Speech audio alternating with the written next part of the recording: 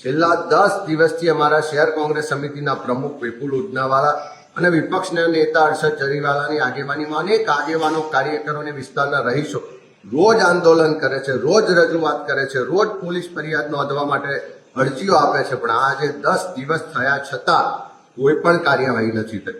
એનો સ્પષ્ટ મતલબ છે કે આ બિલ્ડરોને ફાયદો કરાવવા માટે પોલીસ પ્રશાસન, કમિશનર અને ત્યાંના ડેપ્યુટી સીએમ સહિતના લોકોની આમાં ભાગીદારી છે.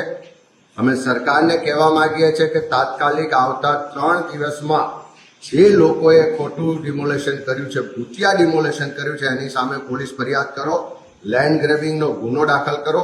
જે પોલીસ અધિકારીઓએ ખોટી રીતે પોલીસ પ્રોટેક્શન આપ્યું છે, જે કમિશનરના લોકો ઇન્વોલ્વ હોય એ બધા જ પર એફઆઈઆર કરો. એમ કરવામાં નહીં આવે તો આવતા 3 દિવસ પછી પ્રદેશ કોંગ્રેસનું પ્રતિનિધિ મંડળ સુરત જશે.